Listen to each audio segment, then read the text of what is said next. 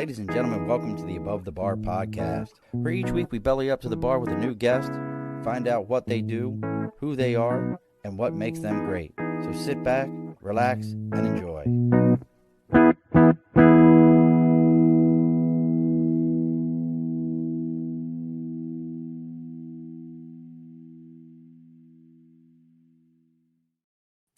Alrighty, folks, welcome back to the Above the Bar podcast. It's your host, Sean. It is the first Wednesday in April. We have passed April Fool's Day. While I have a moment here, I'm going to just quickly say happy anniversary to my wife. We got married on April 1st. So happy anniversary to her. We're coming up on 1 year with our sponsor, Budget Blinds. We'll talk about them here in a moment. But as always, before we get going here, and I forgot to mention to our guest before we got going that I have no rhyme or reason. Oh, God. Tom, I'm not even going to start with your BS. Like he's already starting. It's already going. Listen to me. You and I have had this conversation for 8 hours on trains. We'll have it again right here tonight. So before we get going, joining us from, and he's almost there to the May grays and the June glooms, but he's avoiding it for right now. Out in the, well, I think we determined in Anchorman, he referred to it as the whale's vagina. Joining us all the way in San Diego, it's Dr. Jason Wiggins. Great to be here. Now, Doc, I have to ask you real quick. Did my audio come through properly? Did you hear my sound effect? I did. It was amazing. I felt like I was in a live session. I want to make sure. So Doc is joining us. We're going to be talking tonight about how to motivate Millennials and Gen Zs. It's pretty simple in my book. Start beating them more often as children. But Doc says I'm wrong. So we'll go from there and we'll see how this all works and see what we can figure out. But before we get too far, let's go ahead and get some house cleaning done, folks. As always, over my right shoulder, we got the big board for sticker and a cause. You've got something you're supporting, a band, a group, whatever it happens to be, and you want people to know about it. Make sure you're taking the time and sending us a message on Facebook, LinkedIn, YouTube, Twitter, or YouTube, X, Twitch, Instagram, Facebook, all those places. Send us a message. Let us know what you got going on. We'll go ahead and read your stuff live on the air. You send me a sticker, and we put it on the big board. For those of you that have already joined us live, please take a moment, share this out. What's up, Joseph? Make sure you take a moment, share this out to all your social media. Let everybody know what we got going on. That's how this all gets found. The more you share it, the more people know. Who cares what yard sale site you're on? No one cares. They'll let you back in. Trust me, they want you there. And then finally, let's talk about our sponsors. That's Budget Blinds of East Greenbush and Budget Blinds of Hudson and Coxsackie, New York. They are a California-born company. There you go there, Doc. California-born company. They've been around for over 30 years now. They are North America's largest window treatment company, focusing on everything from shutters, blinds, shades. They can handle any shape that you've got. So make sure you're reaching out to Budget Blinds of East. Well, reach out to your local one. But if you're in the capital region, reach out to Budget Blinds of East Greenbush and Budget Blinds of Hudson and Coxsackie, New York. You let them know you're there to belly up to the bar to get some new window treatments. They're going to go ahead and give you 15% off your entire order. And Doc, you're in that same house that everybody's been in for a while. I'm going to say this is probably like the new cool house. There's no window treatments on it. Did you notice that? We didn't call the right people. You didn't call your local Budget Blinds, and now it looks like you're in a fishbowl. That's true. Thank you for noticing. So, all right, folks, we're going to get into it here with Doc. We're going to be talking about, like I said, how to get millennials and how to get Gen Z motivated. If you're interested in anything that we're talking about, if you're just joining us, make sure you're checking jasonwigginsphd.com, Wiggins, 2Gs.com with an S at the end of Wiggins. Make sure I got some of this right here. 2 decades of shaping future leaders, as we said. You're dealing with millennials and Gen Zs, and we're gonna verify for all the people full of hate and discontent in a moment here. What is a Gen Z? What is a millennial? When did that start? And let's see, you have the book how to retain and motivate millennial leaders. Let's see, what else? Am I missing anything? I'm just going through my notes, making sure I'm not missing nothing. And then you also have the Gen Z and Millennial Expert.com. Did I get it all, Doc? Yeah, and I also have a podcast as well. Your motivational Gen Z and Millennial Expert. So, and look, I just want you to know that, and look at Aaron with his roll tie. He's a millennial. Tom's a millennial. They're good friends of mine. Aaron's got an amazing podcast. We'd have to grow your beard. Can you grow a beard out there, Doc? No, I can't. I can't. I can't get you on Aaron's show. Then it's all about no. You'd have to be able to grow. If you could grow a beard, Aaron would take you. It might take me 2 years to grow a couple stubbles. So, all right, I want to start there with that part of the conversation, because I think this is a big argument where there's like that cusp of the millennial where they don't want to be called a millennial. But what is a millennial? Let's start there. All right. Well, first of all, I'm going to really quickly go over the generations just so everybody knows what a millennial, what a Gen Z is. And I'll even go back to the older folks a little bit. Whoa, don't call us old. We're not old. Oh, no. Older than us folks. So let's go back to up to 1945, were known as a traditionalist. And those were basically the ones born during World War II. Then from about 1946 to 1964 was the baby boomers. Everybody's heard about the baby boomers. And, they were the ones that, were married for most of their lives with their spouses. And then Gen X, they kind of started to change things. Yep, same here. Gen X they were from Gen X. 1965 to 1979, depending on which one you're looking at. Some have it up to 82, 83. But the way I look at it, it goes up to 1979. Then the millennials, or Gen Y, started about 1980. Gen Y? I've never heard that. Gen Y, millennials go hand in hand. Interesting. Yes. So then from 1980 to about 1996 is the millennials. From about 1997 to about 2012 is the Gen Zs. And then from 2013 to now is Generation Alpha. So that's the breakdown of the generations, and between the millennials and the Gen Z, that gets a little bit dicey. So, all right. So look, folks, you've heard it from a definitive leadership. If you were born in 1980s, you're a millennial. Suck it up, buttercup.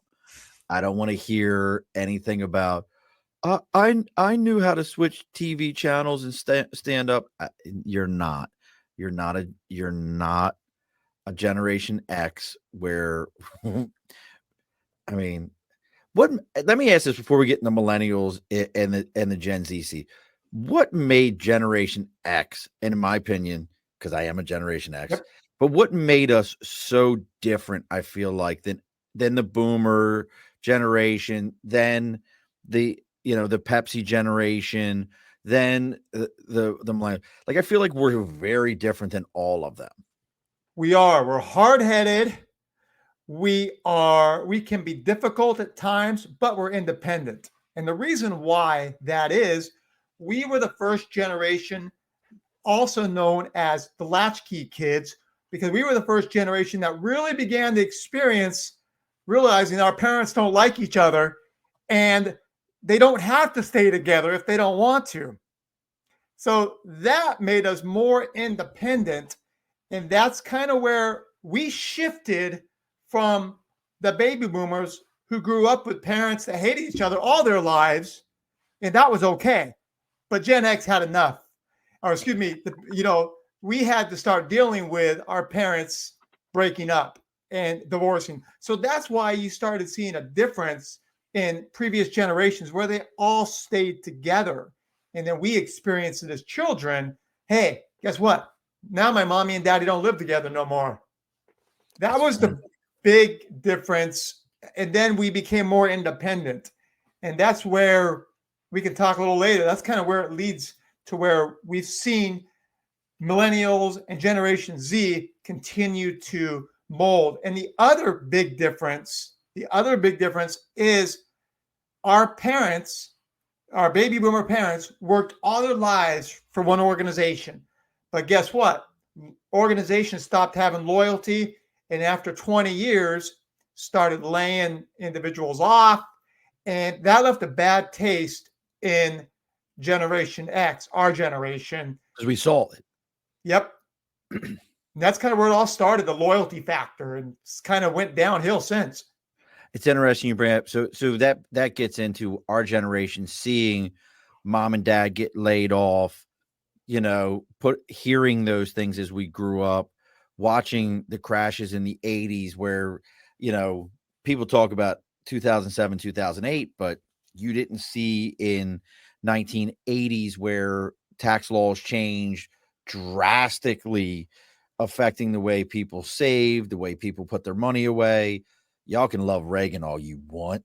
I'm sorry. Go back and take a look at that dude. He might have got a wall tore down, but he did not help the economy. Reaganomics sucked. Trickle down my ass. But moving on here, because that's a personal thing. But so but that also put Gen X, our generation, in charge of or in leadership roles over millennials and Zs. And I think that's part of what we're going to talk about right now is how challenging it is for us I love it when you said latchkey kid. I was a latchkey kid. I'd love to know how many people were listening had a shoestring tied around their neck with a key on it because that's how you were going to get in and out of your house. No push button locks or no shit like that. You had a key on a shoestring around your neck, and you probably lost it about 15 times. And your mother was like, I'm not getting another key. Where's that key at? And all of them were somehow in the bottom of your book bag, never to be found again. Or under the doormats. Like you could leave a key under a doormat. It was not a big deal. Or you had your buddy like, I know this window is always unlocked. Help me get in the house. My mom could be so mad when she finds out I can't find the key. But what challenges then, because, and folks, as we're talking, if you want to check out what Jason's got going on, it's jasonwigginsphd.com. See what he's got going on. But I'm curious, how has what you talked about, that independence of the Generation X and that baby boomer generation, who's kind of, I think they're pretty much, well, there's still some, but they're pretty well out of the leadership roles anymore in business. Most are retiring at large swaths. They're more in like volunteer or consultative roles. They're not really in those leadership roles the same way. What are some of the things that you tell Gen X? And if I'm jumping too far ahead, Doc, pause me right there. But what are some of the challenges that you're seeing for an Xer trying to raise that? It won't just go with the letters, the Y's and the Z's. Yeah, and the key part really is you can't manage them like you would manage a Generation X, a baby boomer, because with those two generations, you could tell them to jump and they'll ask, how high? But if you ask a millennial or a Gen Z to jump, they're not going to ask you how high. They're going to say, why? What's in it for me? How is this going to motivate me? How is this going to be good for me? And they're going to ask a lot of questions, because Gen X and baby boomers, we would take it at face value for the most part, and we would do what the boss said. Why? Because the boss signs our checks and we do as they ask us. So that's kind of where things started to shift a little bit with millennials. Why don't you think, what was it that we did as parents, or the baby boomer parent that had the later children that thought, well, I'm going to have my career first and then have kids? What is it that you think that they did that caused that X or that Y and Z gen, that millennial and Gen Z, to lose that ability to let me do what I'm supposed to do first and then ask questions? That's a great question. That's actually one other thing I didn't bring up when you asked me the difference between Gen X and millennials. It's our parents, the baby boomers, they had us Gen Xers when they were young. So they were just getting out of high school, getting into their party years, and didn't use protection. And therefore, they were popping out little Gen X's. Little And us's. and guess what happens is, they just basically they didn't coddle us. But what we started seeing, we wanted to do something different as, Gen Xers and maybe late baby boomers. What they started doing was, okay, guess what? We're going to have our professional life first. We're going to do well within our professional development and do what's best, because we don't want to see our parents struggle, because we grew up in a household where we didn't always have things to provide for our kids, because we had our kids at 18, 19, 20 years old, and we weren't able to provide them with all the great things. So what we've seen is a Generation X. I can speak volumes on this because I did the same thing. We didn't have our 7-year-old son. Well, he's 7 now, but I was 42, and my wife, she's going to hate me for saying this, she was 40. So therefore, we waited till we had professional bearing, our foundation, where we can now send our kid to private school. We can do all those things. And that's kind of what happened. To your point now, what's going on is now we're coddling our kids. They're getting all the things that we didn't get growing up. And now that's where the shift has turned, because now it's, I can go to Johnny's baseball games because I'm going to get off at 3 o'clock and I'm going to go because I'm learning how to work remotely, or I'm learning to work with the boss because of work-life balance, or a hybrid, or whatever it is. So we're involved in the kid's life. And that was different from when we were growing Oh up. God, yes. Heck, our parents, we were lucky if they showed up. And if they did, who knows? 1,000%. 1,000%. Oh my God, you have nailed that one. That's the big difference. So that's where things started happening, to where the professional development of us waiting till we were older to have kids. Now we have resources. So now, now we're going to have the kid in our house until we're 60, versus the old days where you're kicking your kid out before you're 38. So I just want you to know that I tell all my children, Doc, and between my wife and I, we have 8 of them. The oldest is 30, the youngest is 7 or 6. I've told all my children when they graduated from high school, Samsonite or Seabag, but you got to go. And they're like, and my kids know Samsonite means Dad's going to buy me the nicest piece of Samsonite he can. I have one that went in the Coast Guard. I have one that I bought a $250 piece of Samsonite for. You can't stay here. It's not personal, but you got to figure it the hell out. But now I want to stay with what you're saying. So we can all talk about, and we're going to get into, well, how do you keep those folks motivated? What's different for them? And you and I'm really I was looking forward to this conversation, because in my prior life in staffing for the Marine Corps, we used to get briefings on how do you sell to them, or how do you millennials. But we can all talk about, they're lazy, they're this, they're that, they're this, they're that. I mean, especially now, millennials are here, folks. Suck it up. They're way deep into the workforce.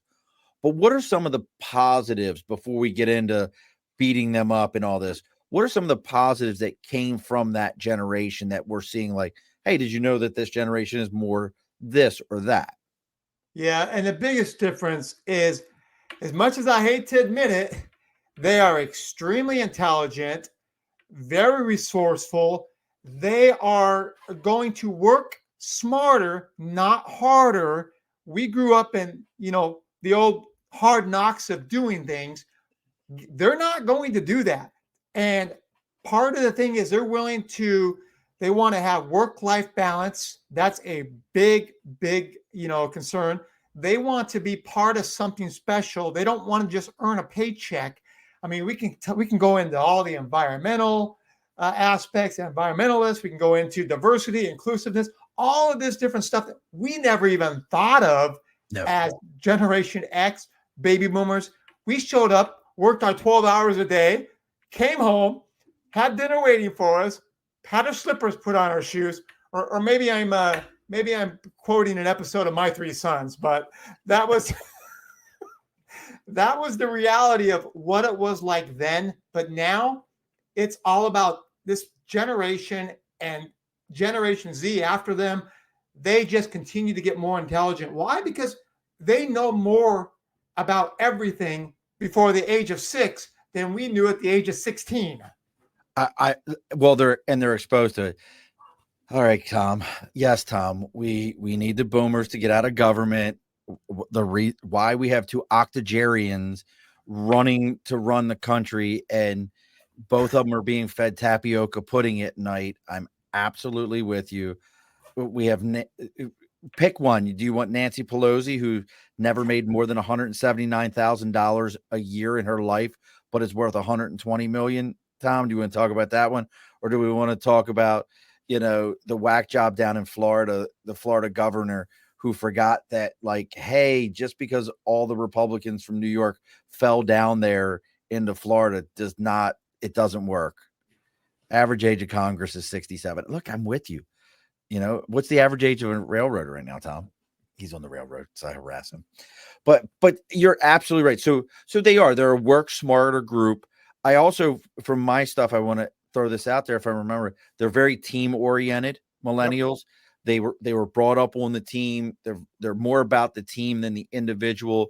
They're more about collaboration than a Gen X, where we're kind of like, just give it to me, I'll get it done.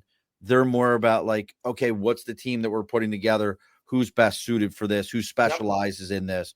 We're very like, yeah, that dude's an ass. I'm not going to deal with him. Just give it all to me. I'll do it. Any other things that, like, and as far as the Gen Zs, they're a bunch of whiny bitches, and I don't have anything for them. Like, I can't figure them out at all. I'm an old fart for a minute, but I can't figure them out. What's their deal? Well, first of all, Gen Zs, they're not much different than millennials. As much as we hate to think there's a big difference between the two, they have a lot of similarities, but they have few differences. And part of it is due to they're basically offsprings of the older millennials. And there's, so you're starting to see that coddling, all of those same things. But I'll tell you, Gen Zs, they want to make money. They want to make money on YouTube. They want to make money doing TikTok videos. They want to do all of these they want to start their own businesses. I think it's about 60% of them want to start their own businesses and don't want to work for companies. Why? Because companies are disloyal. They don't care about them. They know they don't care about them. So it's one of those things where that's where, as an employer and a leader, we have to do different things that are going to allow for them to want to be part of companies. Because right now, they would much rather run their own businesses, and they know the struggle behind it. I mean, trying to run your own business is hard, but they would rather do that than work for a money-hungry, non-caring about the climate, doesn't care about the environment. They think they only care about themselves. And if that's the case, they don't want to work for, those type of companies. Well, then let's get into that. And again, folks, if you want to see what Jason's got going on, Jason Wiggins, phd.com, see what he's got. Tom says the average age of a male railroader is 41.6, female is 44.1. If you want a good job, folks, I don't care what no one says, go get on the railroad. You can still retire, join at 30, retire in 30 years with a full pension. But so what are some of the things that, when you're going in and you're working with companies that are saying to you, hey, we're either having issues hiring, and I think probably more retaining that work? Because I just heard this recently, and I'd love to get your feedback on it. Our generation always heard, hey, people change jobs every 5 years. They're now, because of some of these social media links, Gen Zs and even millennials, younger millennials, are being told you should be changing work every 2 years because you're losing money by not moving every 2 years. And as an entrepreneur and talking with other entrepreneurs, FYI, folks, if you're changing jobs every 2 years, I'm not hiring you. I'm going to tell you you're a problem, and you're not worth my effort to train. But I want to hear what you got to say, Doc. What are some of the things that you're experiencing with these employers, and how do you get them to kind of go, okay, this is how I can approach these folks? Exactly. So to your point, you're absolutely right. The Gen Zs and millennials look at 1 year as long-term employment. And because what they think is if I'm there for 1 year, I'm learning all these different elements of the job. So then I can take all those different sort of things I learned from the job, even if they were only one time, not that they became masters of it, but if they can utilize that and take it to somewhere else and they think they're going to make more money. And so that's where that job hopping comes. So millennials, Gen Z are the job hoppers. Actually, Generation X kind of started that a little bit. They stopped working for employers for 20 years. So we were kind of at fault as much as we hate to admit it. But now what we're seeing is that transgression of, to your point, 2 years. 2 years is, yeah, that's too long being at one company if you're a Gen Z or millennial. Oh, and Tom says you're never going to get a raise to match inflation. Tom, I'm telling you, I worked with employers on the staffing side. They see 2 years in 2 years on a resume and they go, give me the next one. I don't want that resume. They But don't guess want to see what? it. I'm going to tell Tom he's wrong. Tom, you're wrong. And the reason Tell me. why is You got a because, PhD, Tom. I know you. You're going to argue. So come on. and the reason why he's wrong is because if you're able to be one of those Gen Z and millennials that happens to get bypassed, me or you, the type that are looking at those resumes, we might be able to get a job that significantly pays more. It could be 10, 15, 20% more because they view our past experiences, what we've learned, how well we talk. And so what happens is I've seen it a long time. The counter argument to all of this is I work for organizations when we hire from the outside, we pay much more than the person that continues to stay in the company and moves their way up. We take advantage of those people and hire brand new people right out of the workforce and pay them substantially more. Is it Right. wrong? Probably, but they interviewed well. We looked at their total, what they bring to the table. And so that's where, the counter argument to where I'm right with you. When I see a resume that's 1, 2 years, I look the other way. Yeah. But I think you're instantly, and I hope that generation figures it out. Anyone in a leadership role just looks at it and goes, you're a problem child. You're going to cause issues when you get here. Why are you leaving places so quickly? And if you tell them, well, I know I'll make more money. I'm coming to you because I'm going to make more money because I've been there 2 years and they're not going to pay me. The first thing that's going to come to mind to me is, so I'm not bringing you here just to do the same thing. I need you to stick around. exactly. And so that's the quandary as leaders that we run into. So I can look at it. I've kind of basically turned this thing upside down and I've shaken it several times. And I tried to look at it from the point of view of a Gen Z and a millennial. And I can understand where it would make sense for them. But over the course of time, when you're in a HR leadership role, you see these resumes and you just shake your head and you realize I'm not going to hire that person. But there are stupid people out there that will. So, I mean, what I would tell companies is you want to retain your top talent. So it's important to stop rolling over and playing dead. Because What's some of your advice then, though? Because I don't mean to cut you off, but what is some of the things that you're telling employers, or when you're working with employers, what are some of the steps that you're giving them to retain and to make that millennial and that Gen Z feel like, hey, I should stay here? Exactly. So it really starts with the hiring process. the culture, how you bring them in. It's not the old way of just, send a resume, and what we grew up is you have to wear a shirt and tie. You have to wear all of that stuff to get ready for an interview. And that's kind of in our heads. But we have to realize that we have to get away from that as employers and hiring individuals. So all of a sudden, if somebody comes in a polo shirt, and as long as it's tucked in, don't get me wrong, it's tucked in, we have to say, you know what? We can't degrade this person for the way they look today when they come into this interview. You got to look at what substance they bring. How are they going to fit your culture? And that's an important element that some companies think they can just hire, spit out. So if I'm telling a company, I'm going to say, well, first of all, tell me about your culture. What do you do well? What are the things that you feel highlight what you do for your employees? And if they sit there with a deer in a headlight look, you're going to have a nice consulting bill. But if they you don't understand how to do that?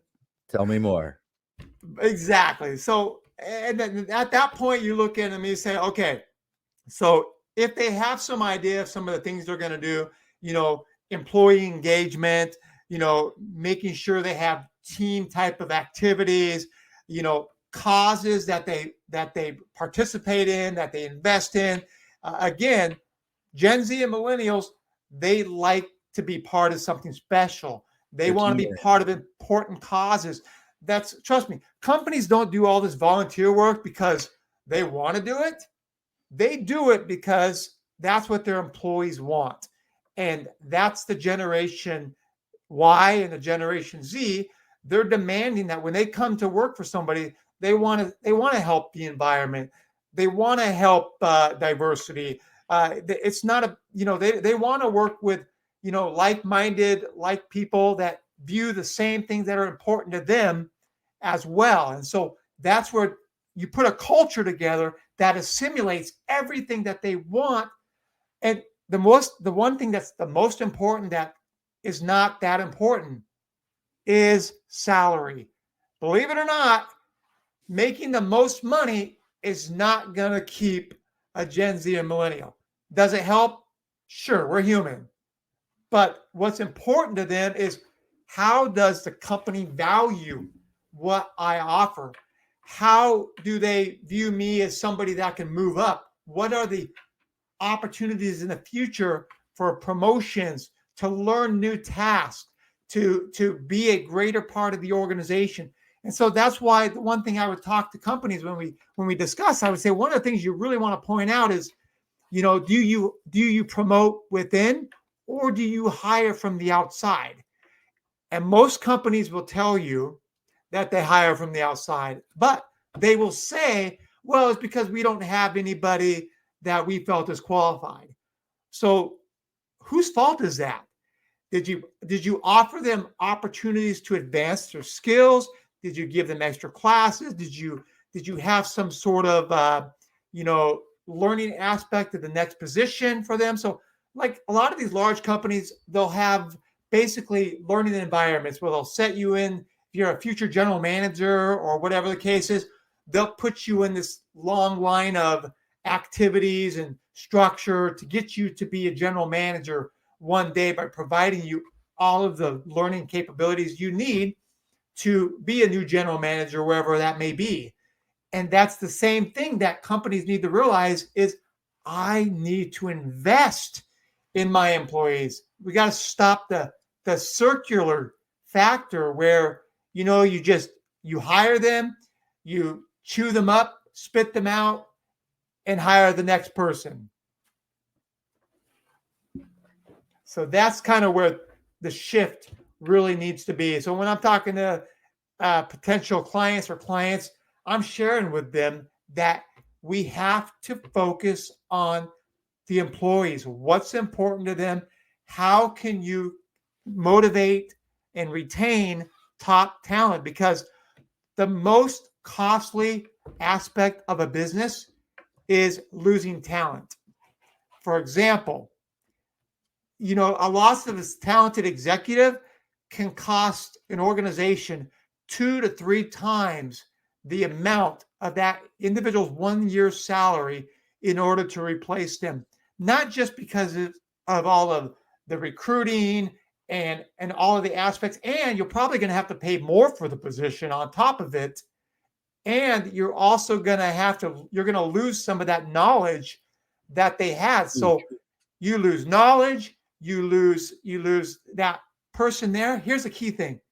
It also hurts the culture, because when you have a culture that's continuous of losing good talent, top talent, all the other employees see this and they go, what's wrong with Sean's company?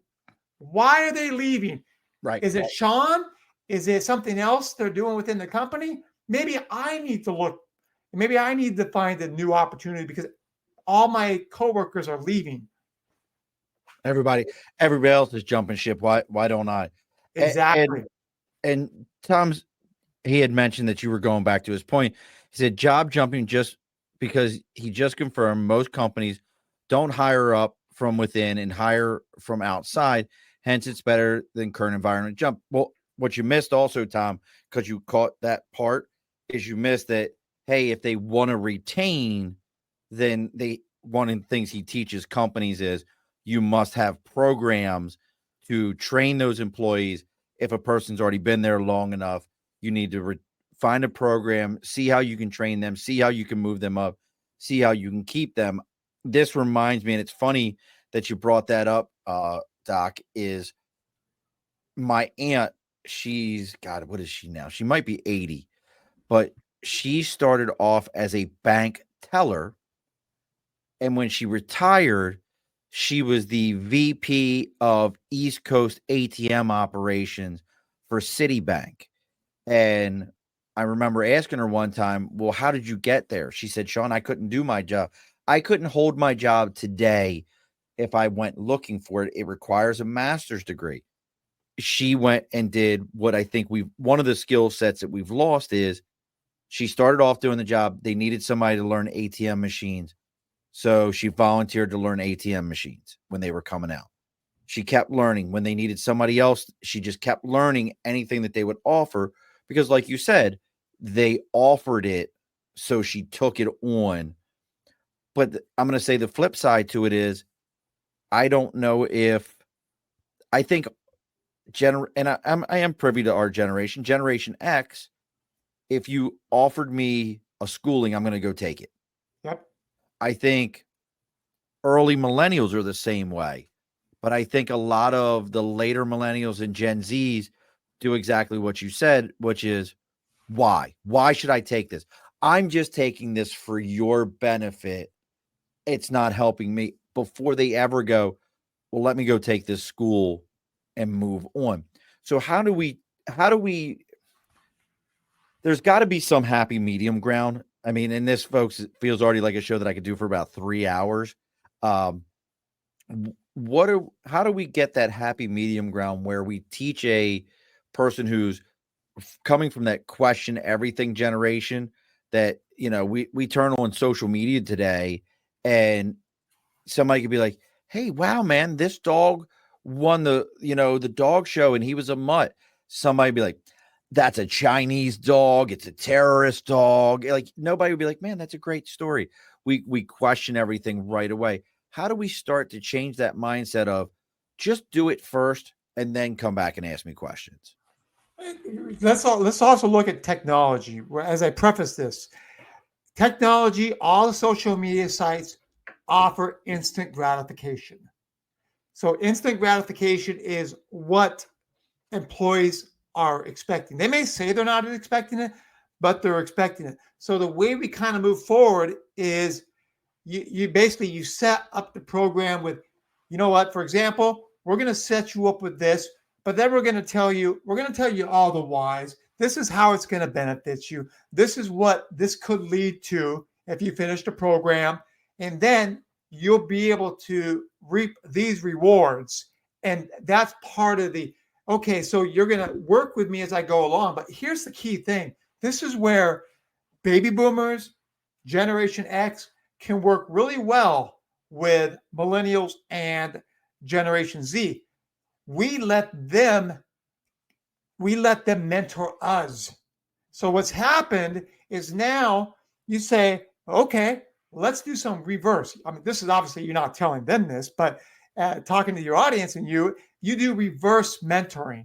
So now you say, okay, you're going to go through this program, but what I'd like you to do is I'd like you to show me, how this can help improve me. So by you going through this program, I think you're going to find some really great points that I don't know. I just come from the old scheme of learning as I go, but Right. I haven't been updated in all of these new type of programs and leadership things. So you can help me. So they love the word help and helping you. And so therefore you really get to also benefit by at least pretending that Right. you want them to really mentor you. Of course, you know everything. You don't need them to mentor you, but it will make them feel good. So these are the things that businesses are starting to learn, that okay, this both of these generations are extremely intelligent, and so they're going to see through the BS. They're going to see if you're trying to pull the wool over their eyes. The blanket is going to get thrown off. This is not a Linus situation. They are going to realize it quickly. So that's why you have to be more savvy and play at their level. And also, don't play as their boss. Gen Z and millennials, you are not a boss. You are part of the team. You are a co-collaborator. You are somebody that's going to help them, or they're going to help you. So if you sit there and say, I'm the hierarchy, bow down to me, this is my bar, well, that's not going to work with them. They're going to say, oh, don't worry, I'm just going to shut the door on you and go to the next bar.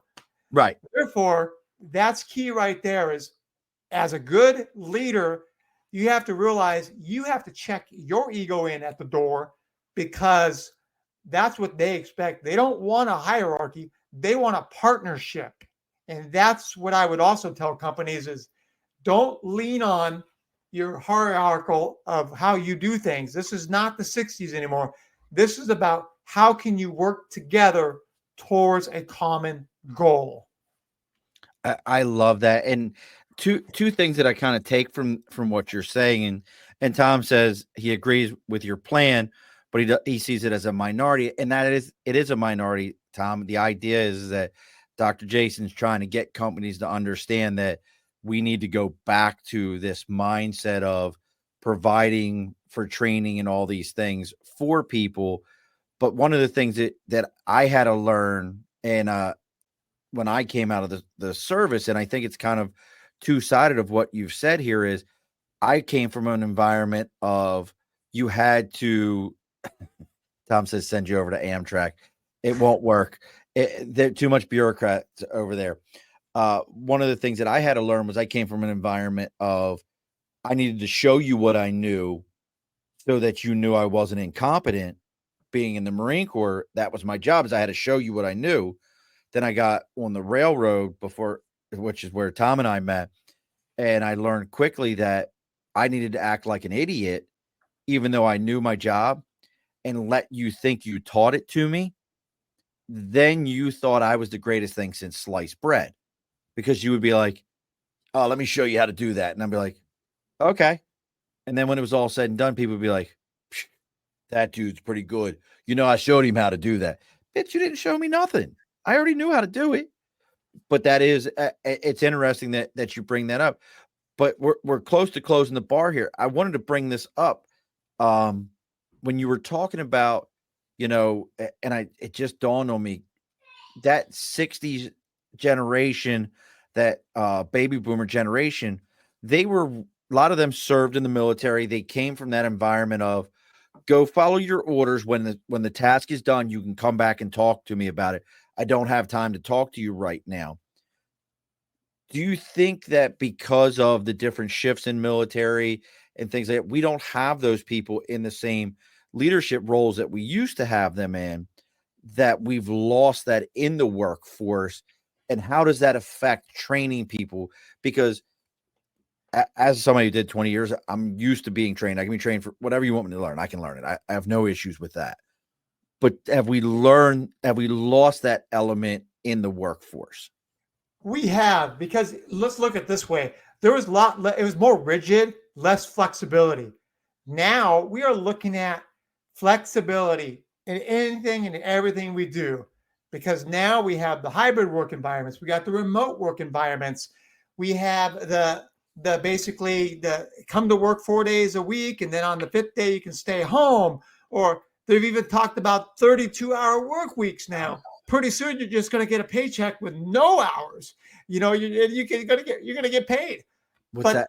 What is that? That's got a name. That has a name. Sacramento, California actually implemented it. What the heck is the name of that, Doc? I don't know. I mean, right now, a cheeseburger meal costs you $20 now here. Crazy. It's got crazy, but that rigid environment, that maybe we were grown into with our baby boomer parents, it's all flexibility now. And so that's why we're seeing a revolt. They had the mass resignation a couple of years back. And why? Because people are not going to withstand what they deem as negative treatment, and there's something better out there. Because the pandemic also taught what we already kind of knew, was businesses care about profit first, people second. That's how employees view that. Now, as business owners, obviously we have a different perspective, but when it comes back to profit first, people second, that's where it's like, why am I loyal? And that's kind of where the military, you're very loyal, you're rigid, you follow the way things are done, and the way you're told to do it. And if you're told to learn it, you learn it. Now it's about, okay, how is it going to be best suited, and the flexibility, and how can I provide for my family while still being able to spend time with my family and do the things that are important. And that's where, as employees, they set the boundaries of what they're willing to accept and what they're willing not to. And as employers, we have to bridge the gap.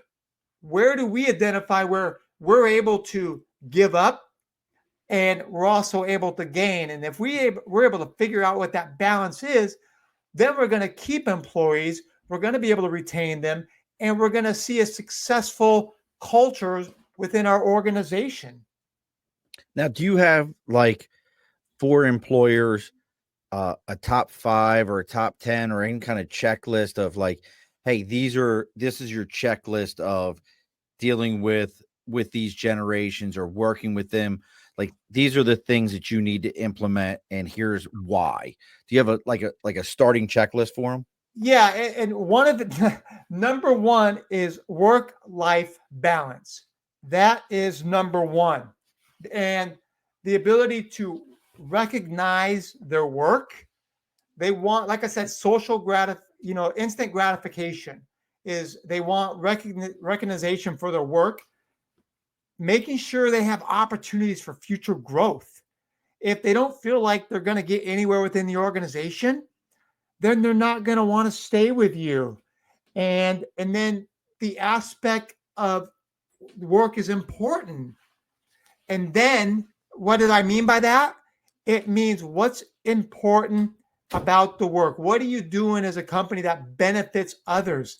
You have to find individuals that want to do certain things. And by promoting what the cause of your work is, that really motivates them to want to be part of something special, which also means salary may not be a key focus for them. And then one of the other things is making sure you continuously give them the tools that will help them create additional job responsibilities. Don't just give them tasks to give them tasks. They see that a mile away. Give them opportunities to demonstrate that they can be something that's going to really help the company and value the work that they have done. So those are some of the key aspects that I talk about. As I also mentioned in my book, is making sure that they understand this is kind of the foundation. It's like when you're building a house, you have to have a foundation that's going to support what you're building. And it all starts with building, obviously, a profitable company, but you have to build a culture that assimilates some of those ideas that I just mentioned. Now you kind of mentioned something, and look, folks, again, I've said it over and over and over on this one because what I think Jason's doing, Dr. Jason Wiggins, to me, this is such a huge thing. We've had people on talking about different types of leadership styles and motivating your employees and all this, but you really kind of gearing down and drilling down on that. Hey, there is a difference between a baby boomer. I hate that term boomer. It's such a I feel it's so disrespectful to that entire generation. You know, it's such bullshit, but how to deal with them and dealing with millennials and Gen Z. I mean, check out what he's got going on. Read his book, How to Retain and Motivate Millennial Leaders. Uh, you're missing out on an opportunity if you're not taking and doing that. You also have the podcast. I don't want anybody to miss what you got going on. How often are you doing your podcast and where can people find it?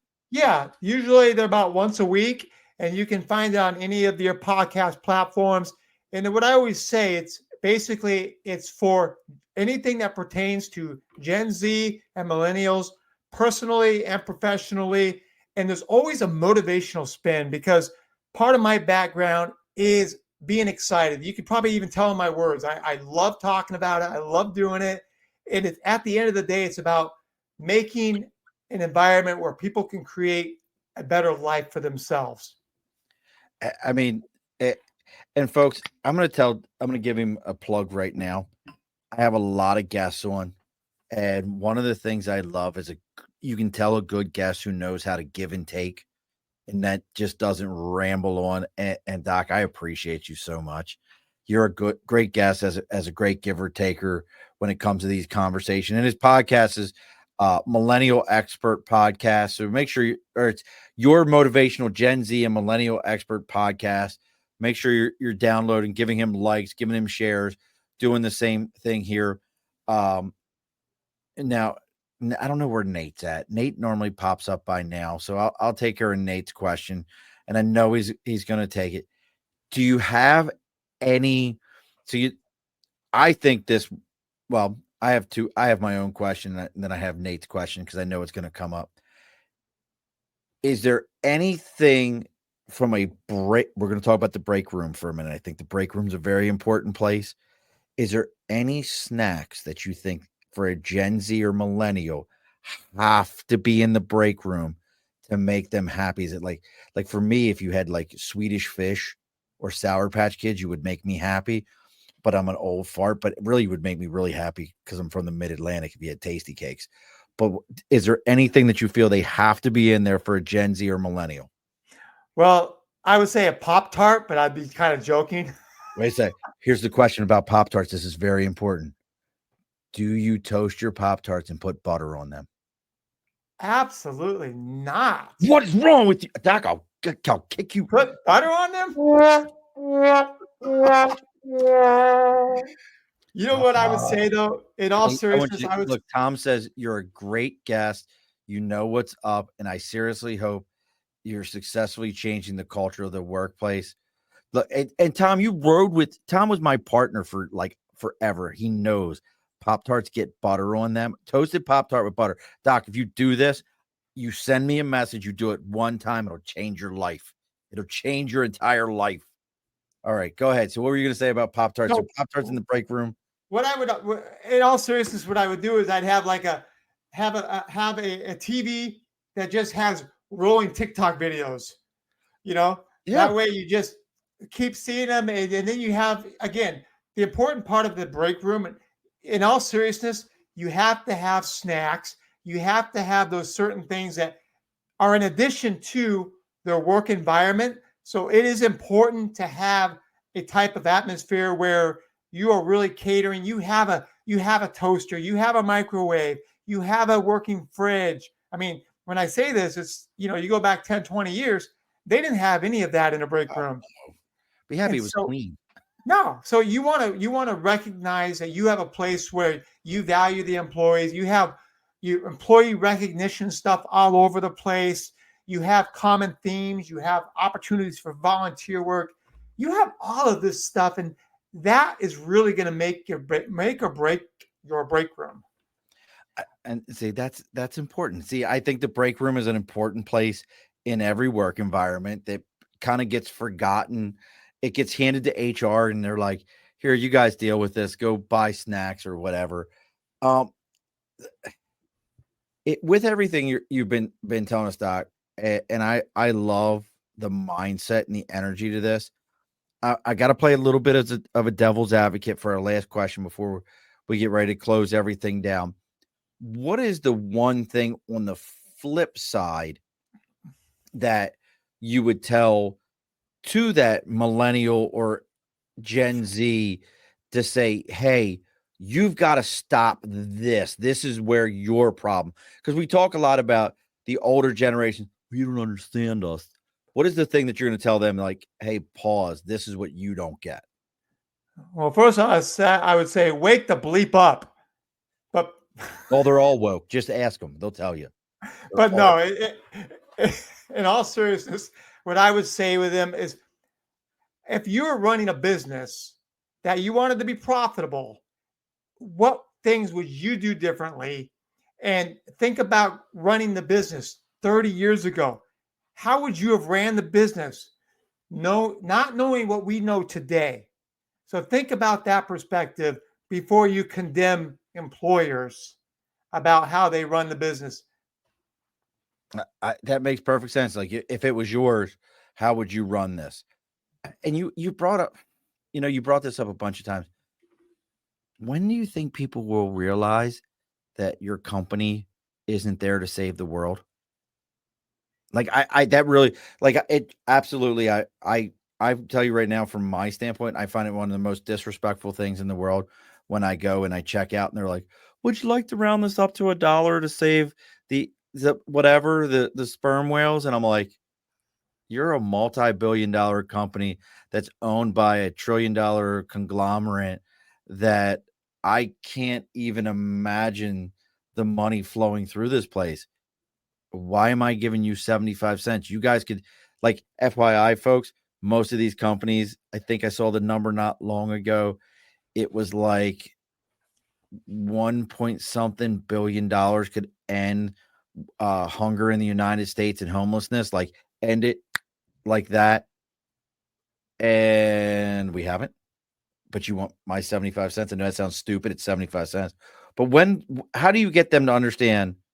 I know they claim it on their taxes, Tom.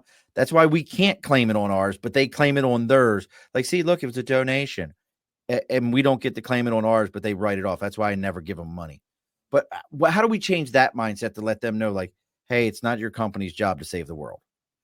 And that right there is something we probably will never change because it's just going to get predominantly worse to where it's gonna. I don't want to say all of a sudden it's going to be like employee owned based companies, but it's almost. I think one day we're almost going to see like every company has like a profit sharing to where the bottom line is depending on the organization, and you're almost going to share the profits. I know that sounds crazy, but No, I I see it. think one day that's going to be a significant possibility. I see it a lot in small family-owned businesses that are in that. I call them small, but they're in that 10 to $15 million a year range, and they don't want to sell off to a PE or something like that. They would rather keep it family run and start profit sharing with their employees, which that becomes the new loyalty right there. Is, if I own a portion of this company, why would I leave it? I'm just going to shit on all this money that I'm going to lose out on. That really is. I 100% agree with you. I know a company right now that's actually looking at that, and they're probably like a $5 or $6 million company, and they're like, hey, we can sell off to a PE, or we can profit share this to the employees within the company and retain people better than the revolving door of what we're dealing with right now. The With Tom, dynamics are shifting. That's for sure. profit sharing, democratically made corporate decisions, communism. It's not communism, Tom. It's not communism. Listen to me. Profit sharing just means you own a portion of the company. You don't get to make any decisions involved in it. You don't get to make any decisions involving it. If you're fired, shit on you. You'll forfeit what you have because there's going to be rules in there. Trust me, it's nothing democratic about it. It's just you're retained so that when you do leave, instead of me having to give you a pension, you have profits shared within the company that you can cash out when you leave on your own. And then I don't have to even contribute to your 401k. You contribute to your own and you take your money and you buy into my company. That's how that works. Trust me, I've looked into it completely. It works. It's like anything else. There's an angle to everything. Look, folks, I'm telling you right now, Dr. Jason Wiggins, PhD, is amazing. Check out jasonwigginsphd.com. Absolutely, you are welcome back here 100 times over. I think you and I could probably sit and talk all night there, Doc. Just absolutely a blast. Make sure you're checking his website out. If you found us through the doc or us doc through us, make sure you like, share, follow, put this out on all your social media. We had a lot of great people. I'm glad Tom hung out. Tom's one of the smartest guys I know. I love him to death. Make sure you're seeing what folks have going on. Any live talks or anything coming up? Any like TED Talk kind of things? Anything people can find you other than the podcast? Not right now, but if you just go ahead and you Google Dr. Jason Wiggins, you'll find a plethora of either things I posted, articles, podcasts, other guest appearances. So if you want to consume all of me, which is a lot, there's a lot out there. If you want to consume me, be careful how you say shit. No, I appreciate everything. You've been great. It's like you said, it's like talking to a close friend. It's been a really pleasure on my end. Look, Tom's out here like it was a joke. Listen, you millennial, you're lucky I love you, brother. You got me all fired up on that one. Well, look, folks, make sure you join us next week. This is a good one here. So we have Adam von Gotkin. I probably pronounced Adam's name horribly because I suck at pronouncing names. But he is one of the half owners of High Clear, and High Clear is HIGHCLERE Gin. Here's the cool thing there, Doc. High Clear is the real Downton Abbey Castle. So he is a half owner of their gin. And we're going to have them on next week. This is the bottle right here. I learned, if you want to learn about how gin is made, what some of the history of gin is, make sure you're joining us next week. I just learned that the lavender that they use in their gin was planted by Bishop Winchester in the 9th century. So, I mean, it's got some history. My wife will probably be so mad at me, but I've got 2 different cigars from them. They have their own line of cigars. So we're going to have them on next week, talking with Adam. I'm making all kinds of crinkly noises in the mic. I don't care. But we're going to have them on next week. Now, Doc, this is episode 230. And as we talked beforehand, I know you binged everything. You've inundated yourself every day. You told me your children were reciting lines from the show. It's just that much of your life right now. So you know what's coming up. But just in case, I'll remind you, as we always do, and please don't log off afterwards. I need to talk to you for just half a second here. As we do in every episode, the guest always gets the final word. So what's the final word, Doc? The final word is make sure if you want to be the best, you got to train the best. All righty, folks, be sure to push your stool in. This has been a Second Front podcast presentation found on Apple, Spotify, and wherever podcasts can be found.